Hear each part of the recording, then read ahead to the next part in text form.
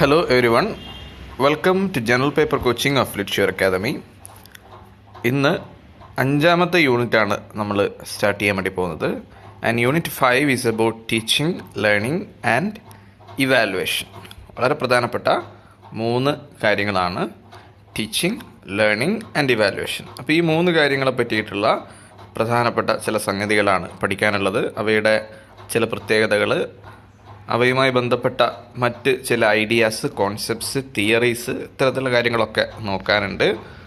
So ഏറ്റവും basic ആയിട്ടുള്ള കുറച്ച് കാര്യങ്ങൾ പറഞ്ഞുകൊണ്ട് നമുക്ക് ആരംഭിക്കാം.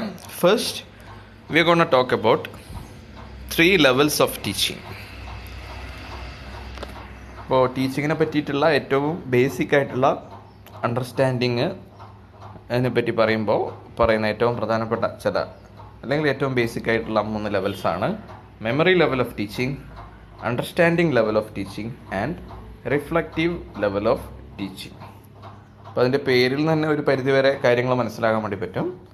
അപ്പോൾ നമുക്ക് മെമ്മറി ലെവൽ ഓഫ് ടീച്ചിങ്ങിനെ പറ്റി പറയുകയാണെങ്കിൽ പേരിൽ തന്നെ ഉണ്ടല്ലേ, it is about memory. So first step of teaching to provide factual information useful for young students, focus solely on memory power. And this is the basis for next 2 levels of teaching. അപ്പോൾ ഈ 3 ലെവലിനെ പറ്റി പറയുമ്പോൾ ഏറ്റവും താഴത്തെ, ഏറ്റവും അടിത്തട്ടിലുള്ള ആദ്യത്തെ ലെവലാണ് memory level. അപ്പോൾ നമ്മൾ വളരെ യങ് ക്ലാസ്സുകളിൽ, ഏറ്റവും ചെറുപ്പത്തിലുള്ള ക്ലാസ്സുകളിൽ കുട്ടികൾക്ക് ഈ ലെവൽ ഓഫ് ടീച്ചിങ്ങിലാണ് നമ്മൾ ഉപയോഗിക്കുക, അതായത് ടീച്ചേഴ്സ് ഉപയോഗിക്കുക. അപ്പോൾ അതിൽ പറയുന്ന പോലെ മെമ്മറിക്കാണ് പ്രാധാന്യം. അപ്പോൾ ഫാക്ട്സ്, സത്യമായിട്ടുള്ള ചില കാര്യങ്ങൾ, ചില അറിവുകൾ പകർന്നു കൊടുക്കുക, അത് കുട്ടികളോട് ഓർമ്മയിൽ വെക്കാൻ ആവശ്യപ്പെടുക. ഇതാണ് നമ്മൾ മെമ്മറി ലെവൽ ഓഫ് ടീച്ചിങ്ങിൽ ചെയ്യുക. അടുത്ത ലെവലിലേക്ക് വന്നു കഴിഞ്ഞാൽ this is understanding level of teaching.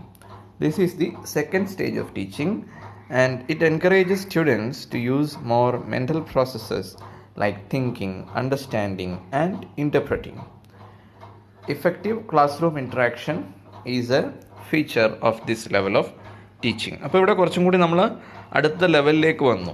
ഓർമ്മ മാത്രമല്ല, മറിച്ച് ഒരു കാര്യം കേൾക്കുമ്പോൾ അതിനെപ്പറ്റി മനസ്സിലാക്കുക, എന്തിനെ പറ്റിയാണ് പറയുന്നതെന്ന് മനസ്സിലാക്കുക. അപ്പോൾ അങ്ങനെ മനസ്സിലാക്കണമെങ്കിൽ എന്ത് വേണം? കോഗ്നിറ്റീവ് പ്രോസസ്സ് വേണം. അപ്പോൾ നമ്മുടെ മനസ്സ് അതിനെപ്പറ്റി ചിന്തിക്കുക, ഒരു കാര്യം കേൾക്കുമ്പോൾ അതെന്താണ് എന്ന് ആലോചിക്കുക, അതിനെപ്പറ്റി മനസ്സിലാക്കാൻ ശ്രമിക്കുക, അതിനെ ഇൻ്റർപ്രറ്റ് ചെയ്യാൻ വേണ്ടി ശ്രമിക്കുക. ഇത്തരത്തിലുള്ള കാര്യങ്ങളൊക്കെ കുട്ടികളെ കൊണ്ട് ചെയ്യിപ്പിക്കുക, അല്ലെങ്കിൽ അങ്ങനെ ചെയ്യുന്നതിന് വേണ്ടി അവരെ പ്രോത്സാഹിപ്പിക്കുക എന്നുള്ളതാണ് അണ്ടർസ്റ്റാൻഡിങ് ലെവൽ, സെക്കൻഡ് ലെവലിൽ നമ്മൾ ചെയ്യാം. Third and final level is reflective level of teaching. This is the highest level of teaching and it develops critical thinking in students, develops independent thinking and decision making abilities in students, encourages students to critically examine and analyze what they learn. Effective classroom interaction is also a feature of reflective level of teaching. ഇപ്പോൾ ഇവിടെ critical thinking എന്ന് പറയുന്ന ഈ ഒരു വേർഡിന് വളരെയേറെ പ്രാധാന്യമുണ്ട്. കാരണം critically ചിന്തിക്കാൻ വേണ്ടി വിദ്യാർത്ഥികളെ പ്രേരിപ്പിക്കുക എന്നുള്ളതാണ്. ഇത് എനിക്ക് തോന്നുന്നു ഇന്നും നമ്മുടെ സ്കൂളുകളിൽ ഏറ്റവും കുറവ് നടക്കുന്ന, ഏറ്റവും ഫലപ്രദമായി നടക്കാത്ത ഒരു ലെവൽ ഓഫ് ടീച്ചിങ് ആണ് റിഫ്ലക്റ്റീവ് ലെവൽ ഓഫ് ടീച്ചിങ്. കാരണം നമ്മൾ വിദ്യാഭ്യാസത്തിൻ്റെ ഒക്കെ അൾട്ടിമേറ്റ് ലക്ഷ്യം എന്ന് പറയുന്നത് ഓരോ വ്യക്തിയും സ്വതന്ത്രമായി ചിന്തിക്കാൻ പ്രാപ്തനാവുക എന്നുള്ളതാണ്. അപ്പോൾ ഓരോ കാര്യങ്ങളിലെയും ശരിയും തെറ്റും സ്വയം കണ്ടെത്തുക, അതിനെപ്പറ്റി ആലോചിക്കുക, എന്തും അതുപോലെ വിശ്വസിക്കാതെ അതിൽ ശരി തെറ്റുകളെപ്പറ്റി ചിന്തിക്കുക, പല കോണുകളിലൂടെ ഒരു കാര്യത്തെ സമീപിക്കാൻ വേണ്ടി പഠിക്കുക, ഏതൊരു കാര്യത്തിന് ഒന്നിലേറെ വശങ്ങളുണ്ട് എന്ന് മനസ്സിലാക്കുക, വൈവിധ്യങ്ങൾ അംഗീകരിക്കുക. ഇത്തരത്തിലുള്ള കാര്യങ്ങളാണ് നമ്മുടെ ഒരു വ്യക്തിയുടെ പേഴ്സണാലിറ്റി ഡെവലപ്മെൻറ്റിന് ഏറ്റവും പ്രധാനമായിട്ടുള്ള സംഗതി എന്ന് പറയുന്നത്. അപ്പോൾ ഇത്തരത്തിലുള്ള ചില ക്വാളിറ്റീസ് വിദ്യാർത്ഥികളിലേക്ക് എത്തുക എന്നുള്ളത് തന്നെയാണ് വിദ്യാഭ്യാസത്തിൻ്റെ ഏറ്റവും അൾട്ടിമേറ്റ് ആയിട്ടുള്ള ലക്ഷ്യം. പക്ഷെ അത് ഫലപ്രദമായി നടക്കാത്തതുകൊണ്ടാണ് ഇപ്പോഴും നമ്മൾ ഈ പറയുന്ന വിദ്യാഭ്യാസമൊക്കെ നേടിയിട്ടും പലരും വലിയ രീതിയിലുള്ള സങ്കുചിതമായിട്ടുള്ള ചിന്താഗതിയുമായിട്ട് സമൂഹത്തിലുള്ളതായിട്ട് നമുക്ക് കാണാൻ വേണ്ടി പറ്റുന്നത്. എന്തായാലും ഈ റിഫ്ലക്റ്റീവ് ലെവൽ ഓഫ് ടീച്ചിങ്ങിൻ്റെ ഈ സവിശേഷതകളൊക്കെ ഓർമ്മിക്കുക. This is the highest level of teaching. Now let us look at a few objectives of teaching: impart knowledge, improve the skills of students, personality development of students, to develop responsible citizens of the country. ഇത് ഞാനിവിടെ കൂടുതൽ explain ചെയ്യേണ്ട കാര്യമുണ്ടെന്ന് തോന്നുന്നില്ല.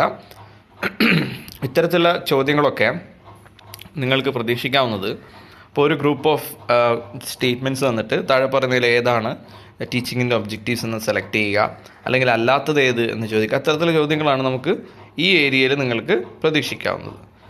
So now here you have a few characteristics of teaching. Teaching is a professional activity and it is an interactive process. നമുക്കറിയാം teaching എന്ന് പറയുന്നത് ഒരു one way traffic ആവാൻ വേണ്ടി പാടില്ല. ടീച്ചർ മാത്രം പ്രസംഗിക്കുക എന്നതിനപ്പുറത്തേക്ക് വിദ്യാർത്ഥികളുമായിട്ട് ആശയ സംവാദം നടക്കുക എന്നുള്ളതാണ് ഏറ്റവും പ്രധാനപ്പെട്ട കാര്യം. And teaching is subjected to analysis and assessment. Teaching എന്ന് പറയുന്നത് എപ്പോഴും പരിശോധിക്കപ്പെടേണ്ടതും ടീച്ചിങ്ങിൻ്റെ എഫക്റ്റ് എത്രത്തോളം ഉണ്ട് എന്ന് എപ്പോഴും പരിശോധിക്കപ്പെടേണ്ട ഒരു സംഗതിയാണ്. Integration of various teaching tools and methods. Teaching എപ്പോഴും ഒരുപാട് ടൂൾസൊക്കെ ഉപയോഗിച്ചുകൊണ്ട്, പല മെത്തേഡ്സ് ഉപയോഗിച്ചുകൊണ്ട് ചെയ്യേണ്ട സംഗതിയാണ്. പുതിയ പുതിയ മെത്തേഡ്സ് അല്ലേ, എപ്പോഴെപ്പോഴും അധ്യാപന മേഖലയിൽ പുതിയ മെത്തേഡ്സ് വരാറുണ്ട്. Last characteristic is dynamic and creative process. Teaching എന്ന് പറയുന്നത് ക്രിയേറ്റീവാണ്, അതുപോലെ ഡൈനാമിക്കാണ് അല്ലേ. അപ്പോൾ നല്ലൊരു ക്രിയേറ്റീവ് ചിന്തയിലുള്ള ഒരു അധ്യാപകന് വളരെ വ്യത്യസ്തമായ രീതിയിൽ ക്ലാസ്സുകൾ എടുക്കാനും കുട്ടികളെ കൂടുതൽ ആകർഷിക്കാനും സാധിക്കും എന്നുള്ളതാണ്. അപ്പോൾ അത് ഡൈനാമിക്കാണ്, കോൺസ്റ്റൻറ്റ് ചേഞ്ച്, ഇപ്പോഴും ചേഞ്ച് ചെയ്തുകൊണ്ടേയിരിക്കുകയാണ് നമ്മുടെ അധ്യാപന രീതികൾ, അധ്യാപകർ ഉപയോഗിക്കുന്ന മെത്തേഡ്സ് ഒക്കെ. So that is another characteristic of teaching. So these are the very important characteristics of teaching.